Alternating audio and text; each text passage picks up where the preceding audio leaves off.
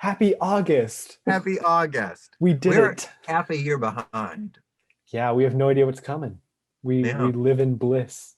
August was a nice month. It's the month of my birth. Aw. Um, a fun time. Now, this is going to be a Frank heavy episode because how many things did you watch, Duncan, this Yeah, month? I've got a pretty steady 5 Yeah, I things on my watched list. about 14 things this month. Right. I don't know what kind of crisis I was going through, but Your 14 to my 5 kind of tips the scales here a little. yeah, yeah. But that's I'm okay. look. You know, what? I'm gonna get rid of one. I'm Oh, gonna get rid of wow. one. 13. Um, Lucky number I'm 13. not. Never mind. Oh, I'm taking it back because back to I was 14. about to delete it. Then I said, you know what? There is something I want to say about it because the movie tanked and I don't think it deserved to. Well, that's okay. Everyone in my life tells me I'm such a good listener, so like we'll fit right in. Alrighty. Um, So I'm gonna start us off. I'm kidding. Go ahead. yeah, I was gonna say I might as well start us off. I'm trying to figure out what I should go off of. Well, Hmm. I'll start with this one. I watched Cruella on Disney Plus. Well, well, well. How about Well, that? well, well, Mrs. Cruella. Um, I liked Cruella. I went in with pretty low expectations. I don't Um, see how you couldn't. I like the this might be a hot take for some people, especially in the film community because they're all pretentious. Yeah. I like the live action Disney remakes. Like I really like them. Okay. I've Wow. seen The Lion King a bunch of times just because I think the technology they use to make that is like super cool to me. But I really like when they do stuff like Cruella, and they did it with I want to say Malignant, but that's the James Wan movie. What's Maleficent. What if Angelina Jolie just takes off her head thing and it's just um another little guy back oh there? god. Um I liked what they did with Maleficent though, where it was kind of like the story you know, but from a different perspective. And I like that they took that route with Cruella. Hmm. I think Emma Stone was perfect casting for this. Have you seen this movie? I have not. I would argue it's worth checking out. I think this is like I've heard people joke around and say this is like Disney's version of the Joker, and I I can have kind of heard see that. that. I've heard I- that. this film though is shot surprisingly incredibly well. Ooh. It's very stylized. And like I don't know who directed it, but like their footprints all over it. All Um, right. Wow. and I was blown away by this film. Like just for going in expecting nothing and then coming out, I was like, okay, this is pretty good. I like this. So I'd recommend giving Cruella a watch. You know what? I kind of hoped I would go my life without ever seeing it, but your recommendation kind of sways me. And like you're right, I I do like it when they try something new and it's not even just like a shot for shot recreation. hmm, So yeah, I'll give it a shot. my dad was like, I went to put it on. He was like, I don't want to watch this. And then he ended up like loving it. And then he made my mom like a different didn't watch it with us. And then a different day he put it on because he was like, you gotta watch this movie. It's actually really good. So Oh, whoa. it's got my dad's recommendation. All So right. Well, I trust him. So yeah, now I'm really gonna see it. yeah. So I'm trying to think what I should do next. Well, I'll talk about that movie that I said I wasn't going to talk about, and then Oh, all right. I Answer said that burning talk about it. question. Yeah, because I don't have a whole lot to say about it, but I do want to talk about it a little bit. I watched the Hugh Jackman movie that came out on HBO, Reminiscence, with Rebecca Ferguson. I've never heard of that. So a lot of people didn't hear about this movie. I want to say it cost $100 million to make, and its opening weekend it only made $1 million. Oh no. Yeah. So Thank God he has that Wolverine I money was to land at the back theater on. when we had this, and literally we only had it for 1 week, and I only sold 2 tickets for it that whole Two week. tickets? Like it tanked. It was an HBO same day release. I didn't even see it at the theater. I watched it on HBO. Okay, yeah. This movie tanked, and it didn't get the best reviews. Hmm. Um, I really dug this movie. I thought Oh, it okay. was really cool. Um, it's essentially like it's about Hugh Jackman, and he has this like machine that people pay to go inside of, and they can relive memories. And it's supposed to be the film's really about like nostalgia and living in the past, and how like today we kind of get through technology, we kind of get sucked into the past and stuff. Sure, yeah. Um, it has some sequences that are shot just incredibly well. But I think the premise of this movie is what really like sold me on it. I thought it was really cool. I watched it with my family. We all loved it. Oh, And like it's a really fun, good movie, and yet nobody saw it. Nobody's talking about it. And it bums me out so much because you could tell this is like an expensive movie. Like it looks expensive. oh, well, 100 million, right? Like, Yeah, can you actually, do you have, I see, are you scrolling through the internet right I now? was gonna try to look how do you Say, spell can you look up, reminiscence? because I know it tanked terribly. I know the opening weekend only made like $1 million. Oh God, I'm gonna embarrass myself in front of all of our fans. I don't know how to spell reminiscence. Oh, here it is. Okay. Okay, I'll do what am I looking at? The budget? Yeah. Reminiscence budget. All right, it took they made it for around 54 to 68 million. Okay, so I was very off with my numbers. It still And tanked regardless. the total box office was 15 million? Yeah. No, $15. I think the Just lowest those two box office tickets. in history is like $68 or something like that. It was for like a Nick Cage movie. Oh God. Um, I would hate that if I like poured a year of my life into making a movie that made and then $60 off it. But I'm pretty sure Reminiscence is streaming on HBO. It's not one of those movies where I'm like, you have to watch it. But like, if there's a night where you don't have something to watch and you're like, you see it, it's definitely worth a watch. You will most likely enjoy it. Like, I really like this movie, and I'm gonna add that to my list. No one saw it. Where the hell's my list? Oh, here it is. You lost your list. No, I got my list. Reminiscence. Oh God, I can't spell it. Oh my God. How am I gonna know what I meant? Whatever. All right, I'll figure it out. I watched so much good stuff this like month. I'm like, well, I don't know what. I didn't. It's time for me to talk about. I was gonna say you should do one. It's time for me to talk about my first movie, and my grandpa made me watch this. Yes! I have to start with this. The dramatic pause was perfect. You timed that perfectly. And I don't want to go spoiler mode, but that will not be the last time I say that this month.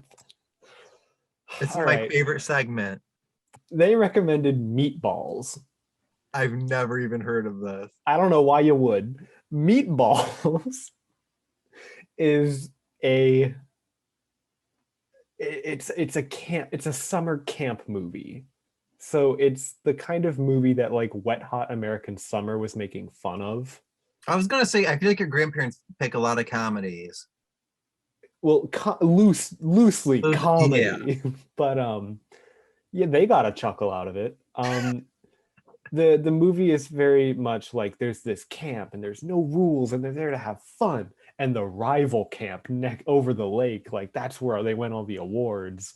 And like, oh, those snooty, no, let's sneak in and like steal the girls' underwear. And it's like, what? It's just a very like, it's made in the 70s. So like, it's very counterculture, kind of like teenage rebellion.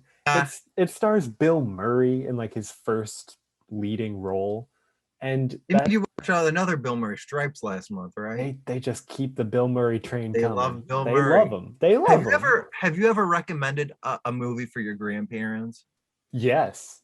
You have? Yeah. They don't listen.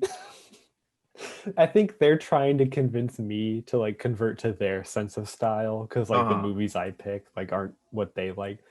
Whatever. Just that's our relationship. Anyway, Meatballs is a profound waste of time. I did not enjoy it. It's not very interesting. It's not too funny. They don't really treat the women right in that movie. Mm-hmm. And you better believe your ass there's like 8 sequels of it. Wow. Like, it's like Meatballs 2, Summer Vacation, Meatballs 3, Panty Raid, Meatballs 4. It gets worse. It's like, God. It's one of those. can't recommend it. I'm only bringing it up because if I didn't, I'd have 4 options. So Yeah. that's me. Frank, you go Oh again. God. Well, while we're talking about stuff that was recommended to us, I'm going to talk about a little film that was it was recommended to me by you. Oh. For years, Duncan, it was recommended. And I said that Duncan Kastner has no idea what he's talking about. This is going to be a boring movie. It's not going to be for me. And I'm on the edge of my booster seat. What is it? I love this movie, and I've seen it a bunch. I watched Little Women. Yes. Oh my God. Oh, I love this movie. I love this movie so much that on Black Friday, I had it on my list of Blu-rays to seek out, and I bought it. Oh, I'm so jazzed about that. This movie is better than it has any right to be. I know. Like, it's so good. How? How did they do it? I don't even know. I can't even put into words like how blown away by this film I was. And just for context, I was not a big fan of Greta Gerwig. I'm not saying it's bad because I know a lot of people love this movie. It just wasn't for me personally. Mm-hmm. Lady Bird, I couldn't connect to it. I don't even want to. It's very hit or miss. If you have a tenuous relationship with your mom, you'll connect to the movie. I just couldn't relate to the characters, and like, no big deal. There was stuff in that movie I liked that I could relate to, but sure. We've all dated a Timothy Chalamet in our days. Sorry, go on. No, but I really loved Little Women, and just every character. First of all, I haven't seen Emma Watson, and like, why doesn't that woman have a career? Like, she has a career. I'm not trying to insult her, but like, she's been in Beauty and the Beast and stuff. But like, I need her in more stuff. Yeah, absolutely. She's great. She's phenomenal. Florence Pugh is adorable in this film. Don't even get me started. Somehow, with all this talent, Saoirse, I know I'm going to mispronounce her name. How do you say it? Saoirse. Yeah. Saoirse Ronan. I have a tongue thrust issue. I'm not being rude. Okay. I have my wisdom teeth out, so I can barely say it too. She carries this film. Mm-hmm. She carries it home. Timothy Chalamet is so damn cute and likable in this movie. Everyone is just cute. Yeah. Like, that's all I can say. He's like, everyone is freaking adorable. And I couldn't. I was just happy. You have just such the biggest grin. The ice skating scene is my favorite. Like, it's so good. The way the film is shot is phenomenal. I am gushing over Little Women, and I can't believe it. I cried during Little Women. Hey, so did I. I'll say it. Happened, Duncan. It's just, I don't know what they put in that movie, but I eat it up. All of it. It's just so, like, it's like a big hug, and then it shakes you around, and then it lets you down. It's like, and then it slaps you. It slaps you a little. It pushes you down the stairs, but like 3 stairs. It holds you tight afterwards and tells you everything's going to be okay. Exactly. Like, I'm so glad you watched it. I'll be damned. Little Women. Oh my God. And now I'm going to talk about a depressing movie. Let's do it. let's ride that train. I watched a Showtime original movie from like 2004 with Kristen Stewart. It's like her first role. Whoa. Have you ever seen the movie Speak? No. This movie's fantastic. If you have Showtime, I recommend it. It has like I know it has a DVD release. So you might be able to like rent it from a library. Yeah, I'll just go find a DVD in 2022. Gotta find it because they're everywhere. It's on VHS. No. But this movie is about Kristen Stewart, and she's like a high school student, and she was in a bad situation basically that she feels like she can't tell anyone about. And she grows close to this one teacher at her school, played by Steve Zahn, who is just he's iconic. I love Steve Zahn. Ever since I watched the Diary of a Wimpy Kid movie, I was like, Zahn is my hero. Yeah, it's on when there's Zahn. It's on when it's on. If we ever make Mr. Movies podcast t-shirts, you bet your ass there's gonna be one that says it's on when it's on. We'll get sued. We will absolutely get sued. I don't think we can. I think we can get away with it. He doesn't own his last name. I don't. Oh, it's such a good idea. We should do a Steve Zahn dedicated episode where we talk. Okay, for sure, we're doing that. If Steve Zahn. Oh, that's incredible. It's on when it's on. I love Steve Zahn though in this film. He's perfect. I know that in an upcoming episode there's another Steve Zahn movie. Oh, perfect. And you bet your ass I'm gonna say it's on when it's on. Speak was it's a good film. I recommend checking it out. It's on when it's on, baby. It's on when it's on. What more can you say? I'm gonna talk about a documentary film. All right.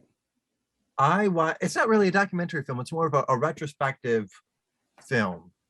And I'm gonna gush about this film. Duncan, I watched so much good stuff this month. I'm so happy. Wait till September. September, I'm gonna lose. Oh wow, you are on a streak.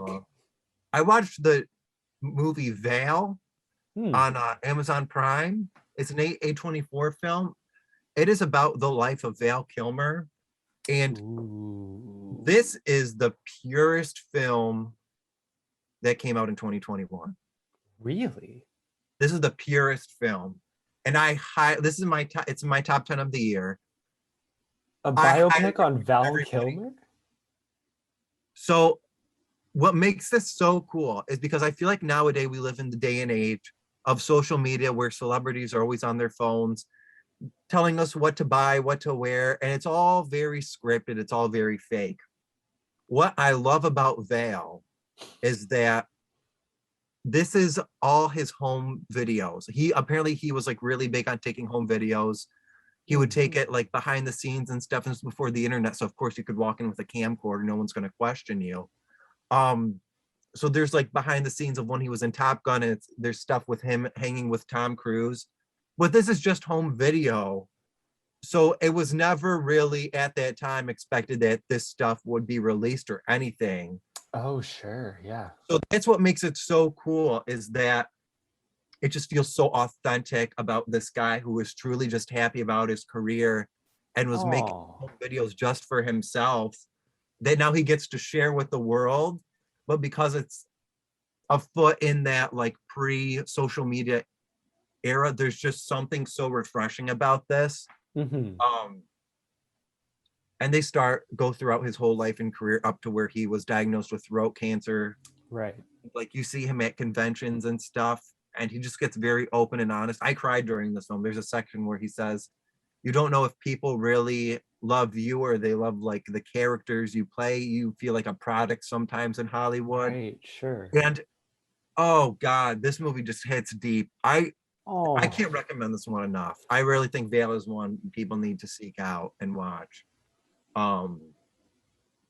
That's all I'm going to say about it. I think you got to go now because I got to drink some water. Oh, wow. I mean, I don't think I've ever really seen that many movies with Val Kilmer in them, but I mean, that look, that kind of like glimpse, that sounds too good to pass up. It's really good. Even if you've barely seen any Val Kilmer movies, or you're not even like a fan of his, it is worth a watch. So I do have one movie on my list that I know for a fact that you saw. All right. I know what it is. Yeah, well, I bet you do. SS. Yeah, it's the Suicide Squad. The Suicide Squad. So if you don't mind talking a little bit more, let's co-work this one, because I want to hear your take on it first. I've talked enough. Sure. I don't know. I never saw the original. I think I heard enough about it to be like, that ain't for me, you know? So when I saw the promotional material for this one, it's like, oh, they're kind of just like getting a redo. Like it's not called Suicide Squad 2 or like anything else. It's just like the Suicide Squad. And I think they carried that tone throughout the whole thing. Cause like this movie is very self-aware. it seems to be made with the previous movie's criticism in mind. It it doesn't feel like an overcorrection, but it feels like a tongue-in-cheek follow-up. And Yeah. I think James Gunn, say what you will about him, but he's a talented creator. Like he's very good at constructing these narrative arcs and characters. And you can tell that in this movie they knew to give him full control. And Yeah. I There's some think wild stuff in this movie. absolutely it's arguably it goes a little too far sometimes. Yeah. Although I Um will say, having a Harley Quinn action scene to a Louis Prima song was the most like Italian fulfilling thing I've ever seen in my life. oh, that's good. You got some It was like representation. it was like being Italian and loving comic books. It's like my two loves coming together. Oh, I could totally picture you watching that scene and like pumping your fist in the air.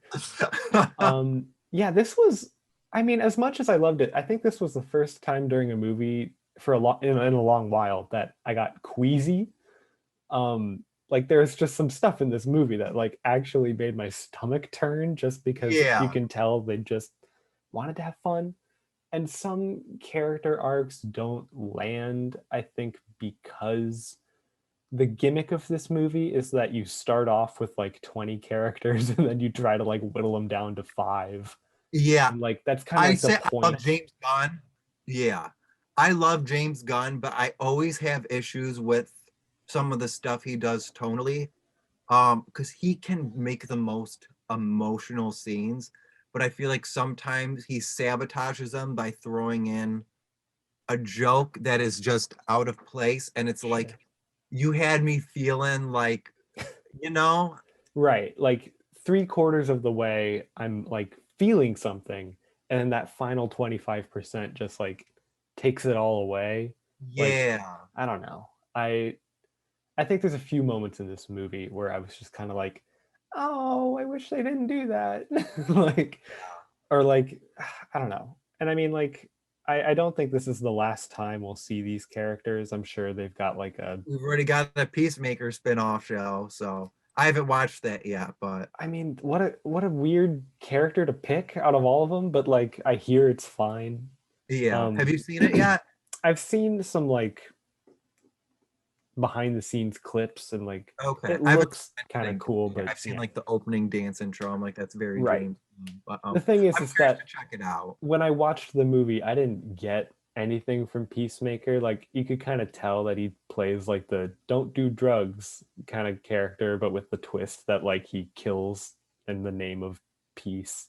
Like, it's a funny bit, I but I will don't say, see a spin-off coming from it. yeah, my favorite part of this film, Mhm. surprisingly, was the inclusion of Joel Kinnaman as Rick Flag. Right, yeah. I feel like from the last movie to this one, they did a complete 180 with that character, and I really liked that I character. really liked it too. He went from like I thought he was the best character in the film. in the first one he plays kind of like the normal one. He's the guy with the bombs. He's the one who's just there to like keep them all in check. And then in Yeah. the second one, it's like he cares about them, and Yeah. that's so much better. Yeah. And then they kill him, and I it's like like that scene though. I love that scene, but it should have came in like a third installment. Like I think they got rid of him too quickly. I don't think so. I think it worked good because I think it worked for.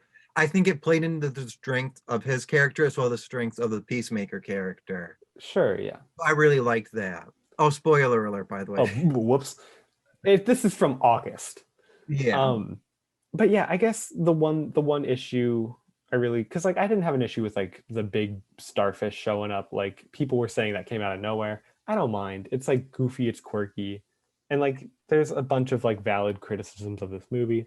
But for me, I think the big thing that like holds me up is just I wish some of the better written characters made it further because I feel like we said, James Gunn kind of like sacrifices these interesting arcs that make you feel something with these Uh-huh. characters and then like makes them get stepped on.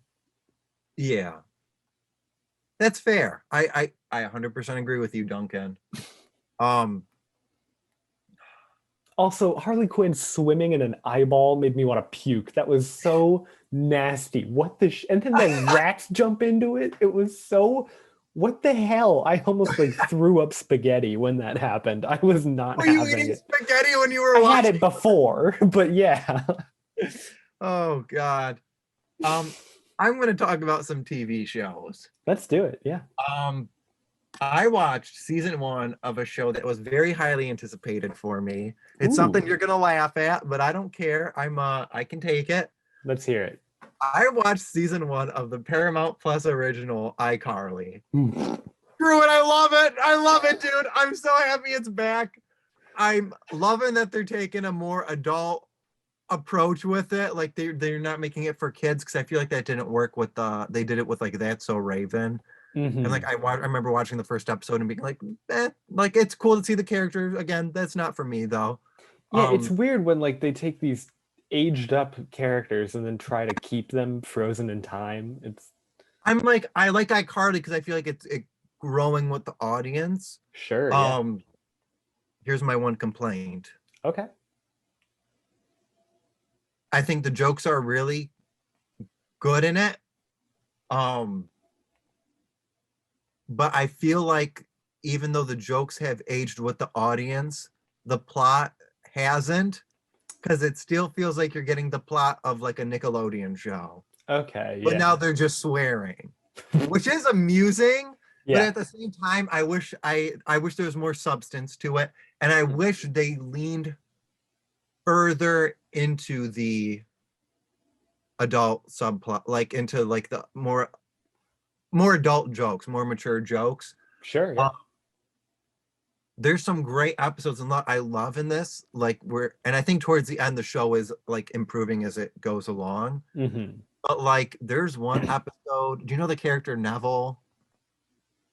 That sounds familiar, but I don't think nothing's coming up. I didn't watch the show. Like her nemesis. There's basically an episode where they go to his wedding. Uh-huh. And she thinks that he's a robot, and it's like, you're a grown-ass woman. Like, it made no sense at all. Yeah. And I was just like, that's what I'm saying. Like, sometimes there's an episode where I'm like, but then there were great episodes where like Carly and her best friend, and the show Harper now, because they didn't get the actress who played Sam. Right.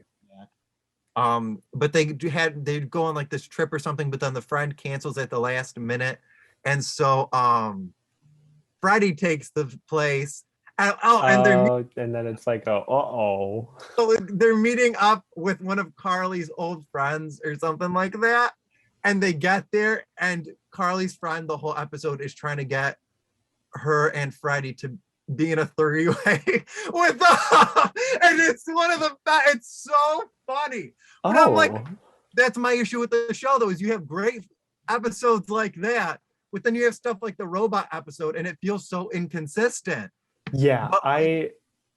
If you go from one episode being like, I bet this guy is secretly a robot in disguise, and then to the next one being like, my friend wants a three-way, it's like, that's too much of a jump. I love the show, but at the same time, I'm like, I don't think the writers know who it's for yet. Sure. And I'm really hoping in season 2, they kind of pick one. They figure it out. Yeah. Yeah. Yeah. That makes sense. But I'm excited for season 2. I'll be watching. It's the only reason I'll get a Paramount Plus account for 3. Yeah. But yeah, I really enjoyed it. And I'm excited for season 2. I'm going to talk about season 2 of a show. I think this show might break the record for the world's longest title. Do you know what I'm talking about? No. I'm talking about High School Musical, the musical, the series, season 2. I should have known you were going to talk about this. And this show is better than it should be. I don't know.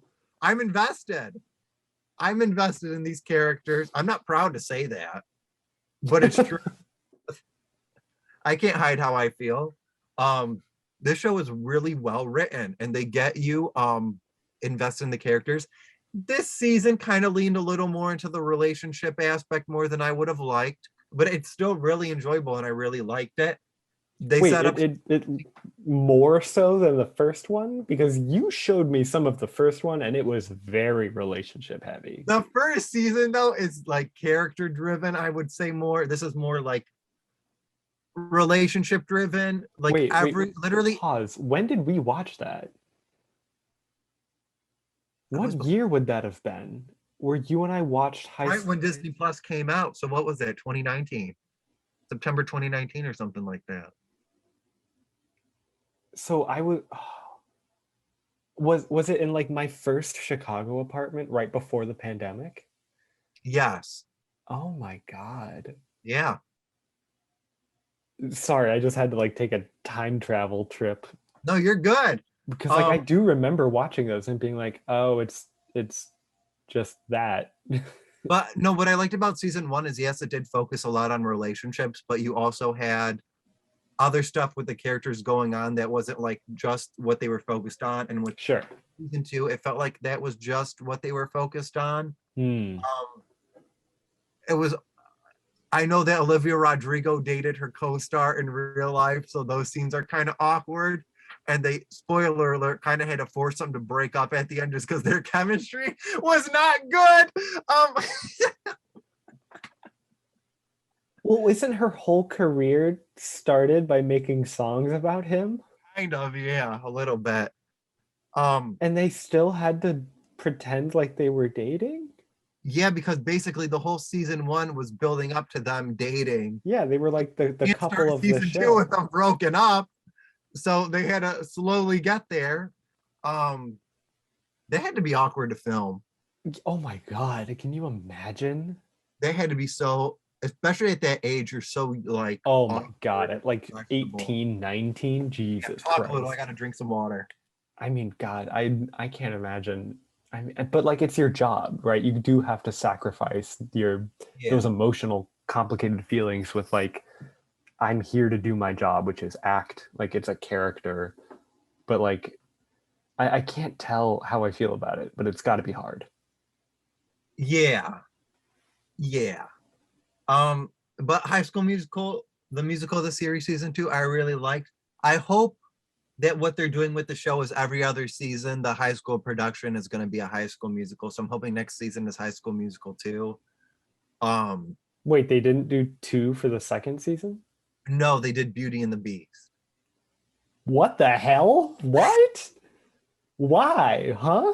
Get it? You probably don't want it to go still. Probably stretch the show up, and it's like then you, if you were doing that, you could only limit it to 3 seasons. So it makes sense for me for that. But What? I guess, but like, why Beauty and the Beast? I couldn't tell you. All right. Well, you Um, know. the character Big Red on that show cracks me up. Oh yeah, I remembered. He's just like He's kind the of become a quirky meme best on the friend. internet. Yeah. Yeah.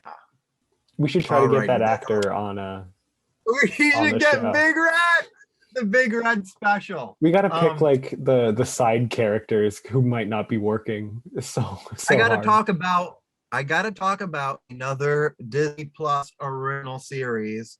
Um, and this is one I quite enjoyed a lot. And I'm talking about The Bad Batch. Oh yeah, I did get halfway through this. Okay. So I can talk about a little bit. Do you want to take it away with your thoughts? Because I'd be curious to see where you stand on it. I think the first episode is incredible. Like Yeah. it's absolutely like it just got me. I was right there in the moment. It was riding the high from the Clone Wars. Like it just picks you right back up.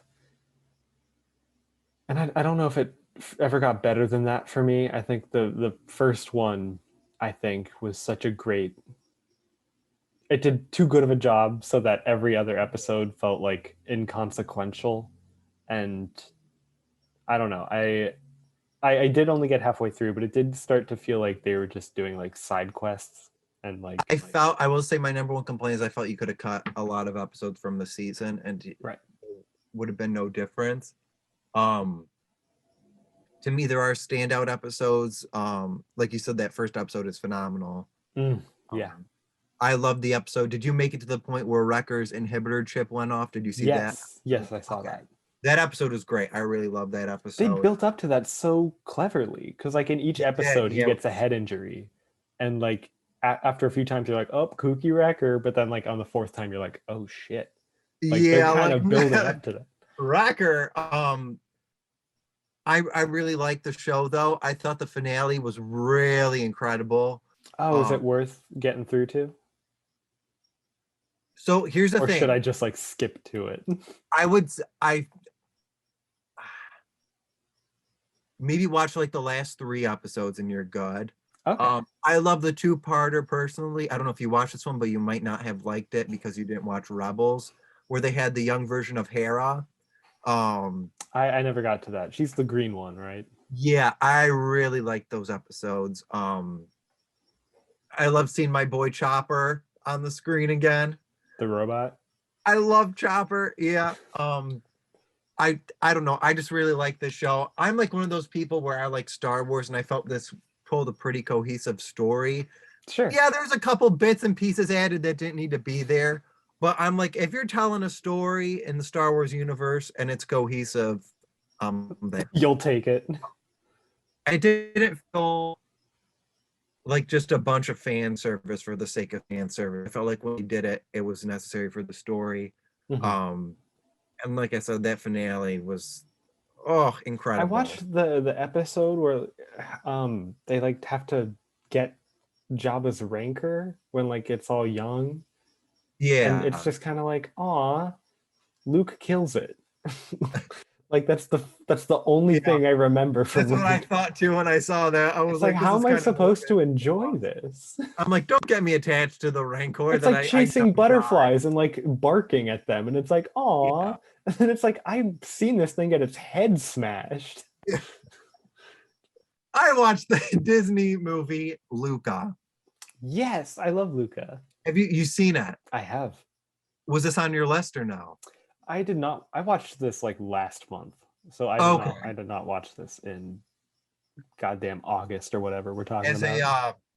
As a Italian boy, I loved Luca. Mm-hmm. And so, can you hear that? I hear something. I hear a little rattling. Is everything okay? It's a goddamn bird going nuts outside. Let him have his fun. I can't tell. I think it's either that or a bomb's about to go off. I need to talk about Luca. Yeah, let's hear it. I think this film is incredible. The score by Dan Romer I listen to it all the time. I think it's incredible. It's really captivating. I think of every single Disney, Pixar animated film, whatever the hell you want to call it, this movie has the best ending out of all of them. Yeah, I would agree. Oh, I got so emotional. I cried during Luca. What is wrong with me? I cried during Luca. I teared up. Like I got pretty close. I love how low stakes this movie is. It's just about 2 dudes wanting a Vespa. Like, yeah. I love it. Yeah, it's not some big we have to save the world or we have to take down this like evil whatever. It's like for some people is that there's not really a plot. It's about the goddamn friendship. Exactly. Oh my God. And it's so good. And you love these characters. And oh God, I adore this film. I adore it. Duncan, this movie was in my top 10 of this past year. I can see why. It's fantastic. Maybe we'll do a list of my top 10 because I got some words. But I think this film is just absolutely a knockout. It's incredible. It's gorgeously animated. And I feel horrendous for the people at Pixar because I hate that they keep making all these movies and for some reason just their movies keep getting put to Disney Plus directly. Yeah, I mean, I guess that would like really affect its reception, huh? Yeah. Yeah, I do feel bad about that. stinks. That one of their other movies, the Turning Red one that's supposed to come out, just got announced to go directly to Disney Plus. Oh man.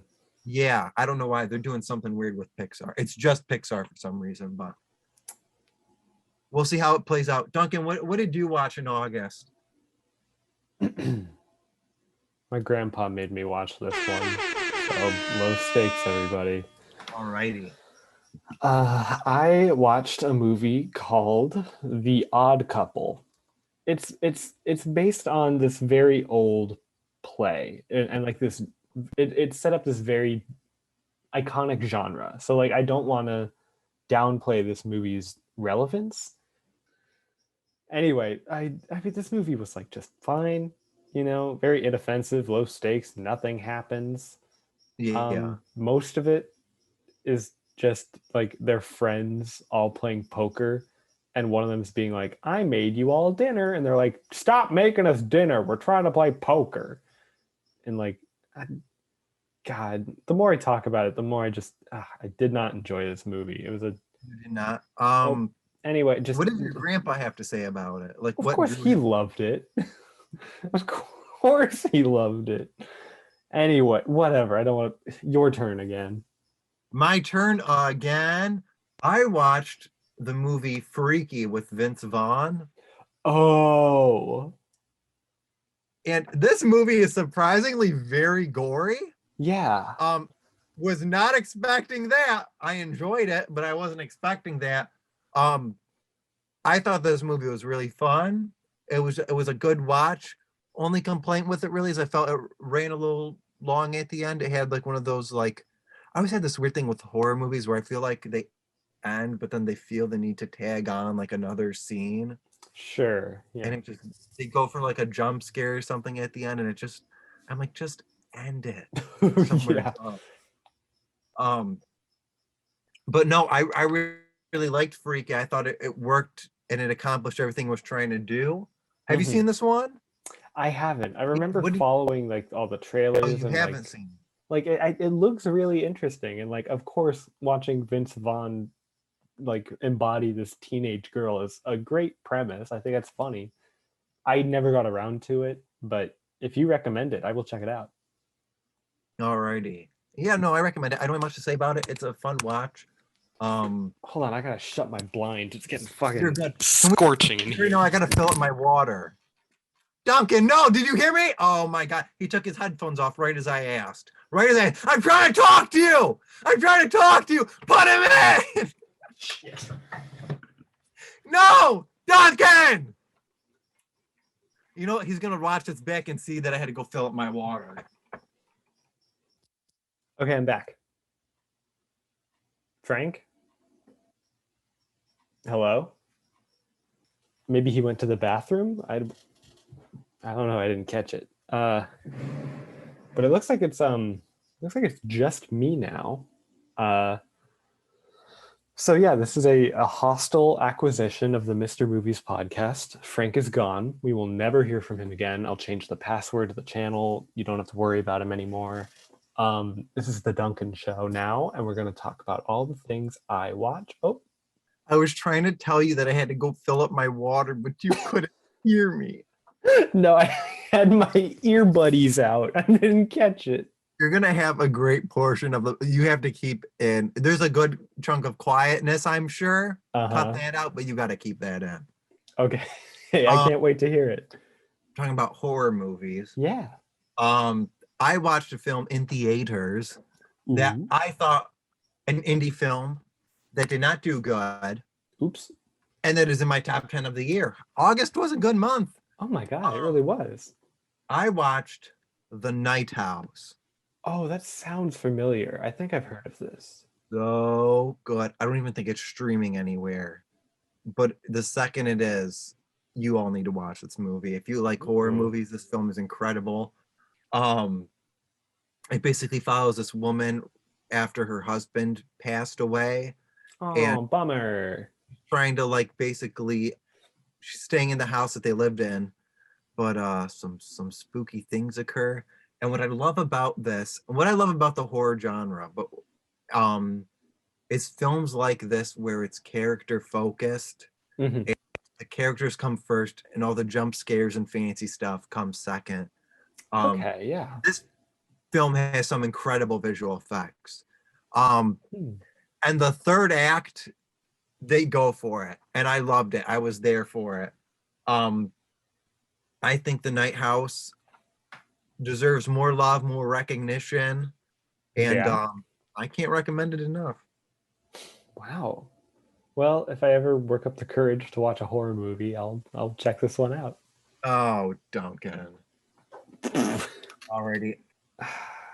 This one, my grandpa did not make me watch this. Nice. But my little brother did, because this was his movie pick. He chose for the family to watch the movie The Other Guys. Is this the one where yes, with is this the comedy with Will Ferrell and Mark Wahlberg? Yeah. Dude, this movie I think is hilarious. I love this movie. This is a take on like the buddy cop genre, except it's with two like desk jockeys who like accidentally uncover this big. Who cares about the plot? It's really yeah. This movie had comedy driven. This movie had a bit in it that made me laugh. One of the hardest times I ever laughed during a comedy. Yeah. It's the scene where they're trying to like arrest the guy and they have a warrant and he keeps bribing them with stuff. And it's like the most obscure stuff. Like he has Jersey Boys tickets at one time and it just cuts to like a live performance of Jersey Boys and they're in the audience and then it hits them halfway through the show that they got bribed again. They're like, oh shit. And then it's like, yes, I do. I remember that scene being really funny.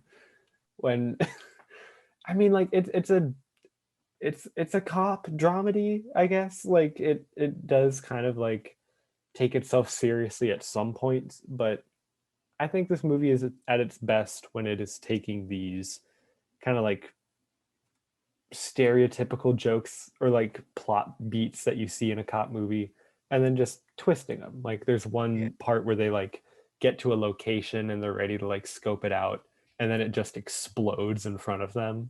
Yeah. Like they show up and they're like, all right, time to stake it out. And then it's just like a big fireball. And you know, it's those moments where like they play with the structure and like what you may be expecting. It's when the movie is like ahead of you that I think it succeeds the most. So yeah. Pretty I agree. I agree. Hey, I agree. Hey, look at that.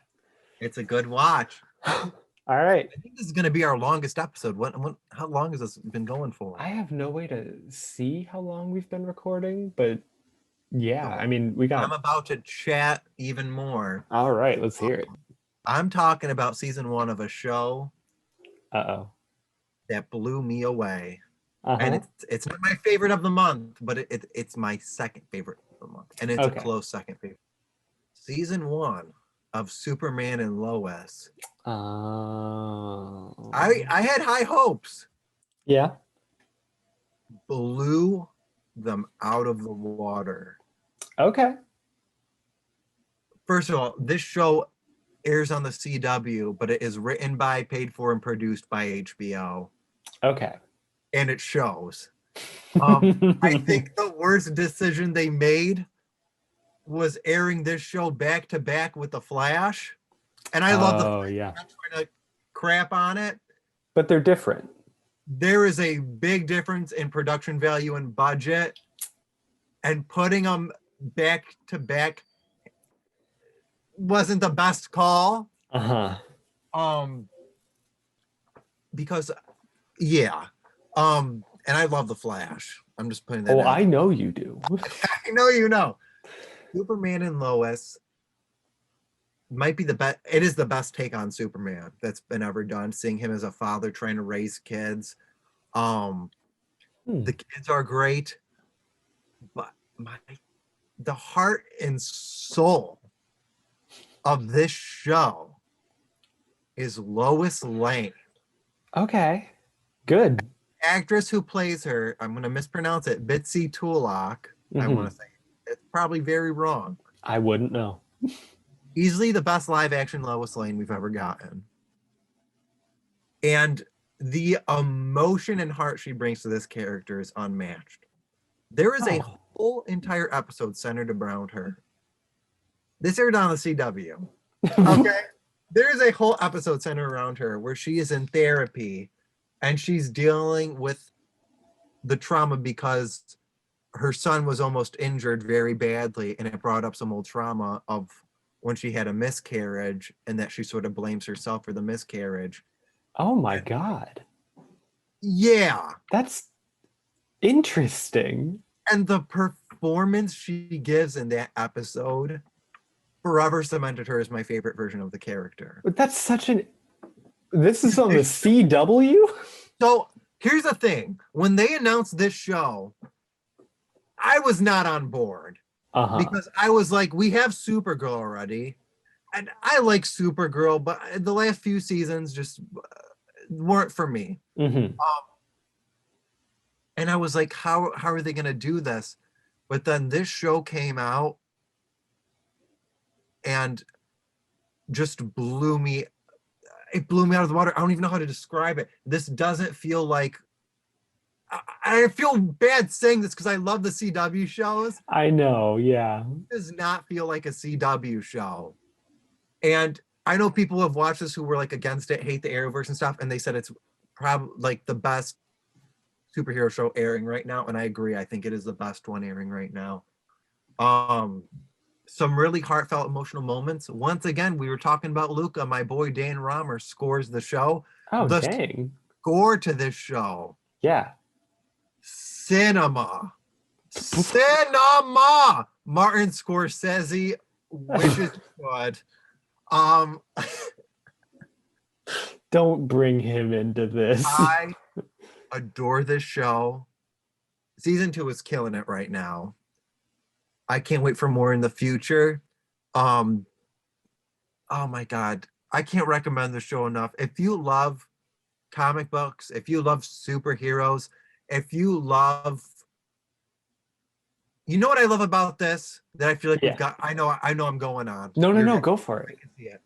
You know what I love about this is because I feel like nowadays it's all about cameos. It's all about making stuff explode. It's all about the big surprises.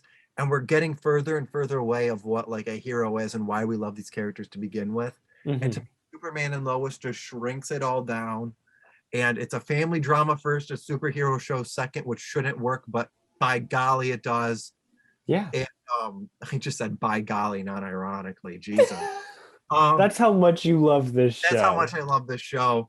Guys, it's streaming on HBO Max. If you have access, you got to watch it. And if you think I'm going off now, like just like this guy needs to shut up, just remember, this was only my second favorite thing of the month. And I said it was super close. I said it was super close. My other thing is a superhero thing, and I cannot wait. I cannot wait to talk about it. I've literally been waiting to record this episode so I could talk about this. I mean, just on the final note of Superman and Lois, I think Superman, I mean, everyone talks about how hard of a character it is to get right. And like, I do kind of understand, like, if you have this character who only has this one vague weakness, then like, yeah, watching him like get trapped under a pile of rubble is like, there's no stakes because like, you know, he's going to be fine. Yeah. I think Superman works best when you give him things to care about, right? The stakes comes with his family. And if you give him a family, that changes the whole game. And it's so good. And it's like, oh, Duncan, it's so good. And I'm loving what they're doing in season 2. Because I think I'm surprised people like the fanboy trolls haven't come out and been like mad about it. Because like there's this whole thing where like the US government is like pissed off at Superman in season 2. And they're basically like, you basically work for us. Like, we need you to show loyalty to the United States. And he literally turns to the general and says, I can't give my loyalty to the country because I gave it to the world a long time ago. Oh. And I'm like, yo, it's so like, this show is so good. I love what's going on with the character. They're taking risks. They're taking big swings and it's all working. That's awesome. I actually love hearing that. Yeah. Alrighty, Duncan. Yeah, it's time for my last pick. I watched Promising Young Woman. Yeah, this is a great movie. I did really, really enjoy this movie. I mean it broke me for sure. Oh yeah. um, but at the same time, I think good media has to break you sometimes. Some of the best stuff I've seen has like emotionally destroyed me. Yeah. Okay, so it was sold like the promotional material made it seem like she is this woman who goes out to bars, pretends to be more inebriated than she is in order for these men to like take her back to their place, in order to like take advantage of her, and then she gets them. Mm-hmm. And it was never really clear to me what get them meant. Like I was Yeah. like, is she murdering them? Is she just like shaking her finger at them or reporting them or what's going on? And She's just shaking her finger. She's just going, ah, ah, ah. that's not how good men behave. Like I didn't know. So I kind of went into this movie expecting it to be about that. And then it wasn't. Like I think Yeah. that plays a very small part of the film. Like if anything, it's just used to like introduce the character to us.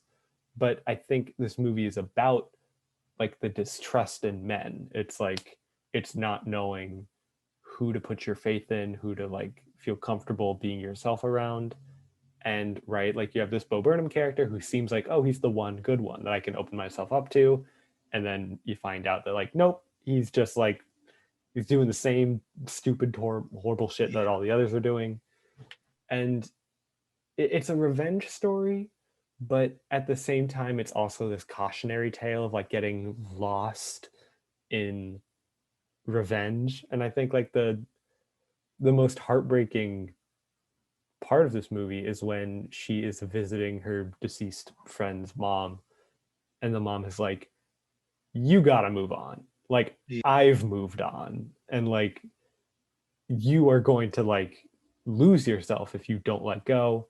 She doesn't let go, and then the end of the movie happens, and it's like this horrible gut-wrenching thing to experience because I don't want to spoil it in case people haven't Yeah, seen it. no, it's really good. It's definitely worth a watch. It's on HBO Max, I believe. But like the movie intentionally crushes you, Yeah. and it makes you feel hopeless. And even at the end when like some kind of justice is served, it It comes at it such a big a cost that it's like, right, it feels like almost like it wasn't worth it. You're like, "Aw, oh," because like and that's the point. It's dealing with a very serious subject matter. right. Um, like I said, I love that it kind of gives you that perspective of, is it worth it to, oh, it's depressing even just to like think about. It makes me sad. Yeah. Yeah, it's People a are garbage. strong recommendation for me. Yeah. Just go into it. I don't know. If you're willing to stomach horrible things, then go Yeah. watch it. Alrighty. Are we ready? I think so, Frank. Throughout the history of Hollywood, Oh my god. there has been many sequels, many cash grab, phone ins, fan service. Let's just get this over with. Crank it out, make some money, blah, blah, blah, blah, blah. Uh-huh. Well, Duncan, Yes. I'm here to tell you that I have found the perfect sequel.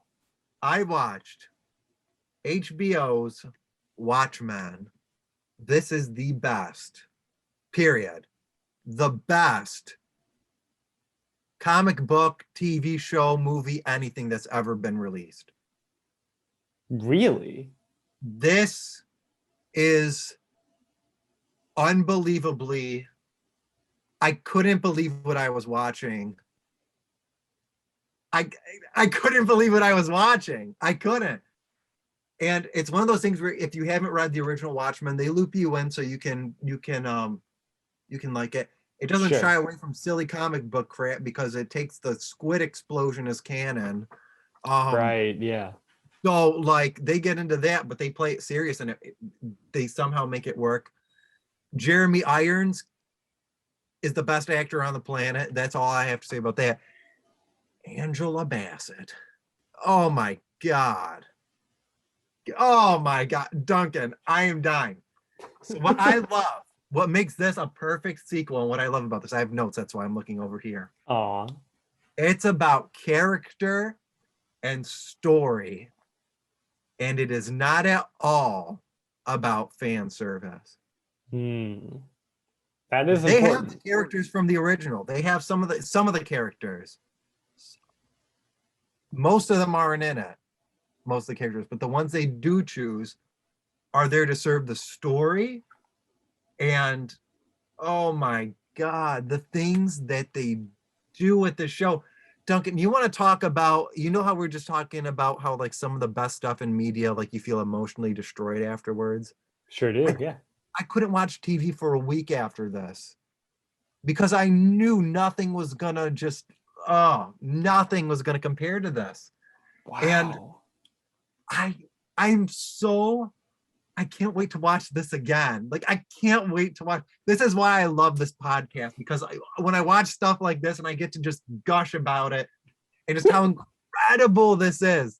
And like, we've gotten so much comic book related content and it all kind of smushes together. It does, yeah. This stands out. And the commentary that this says is just, it's insane to me. It's insane to me. And I don't want to get into it, because I think this is something that people just have to experience.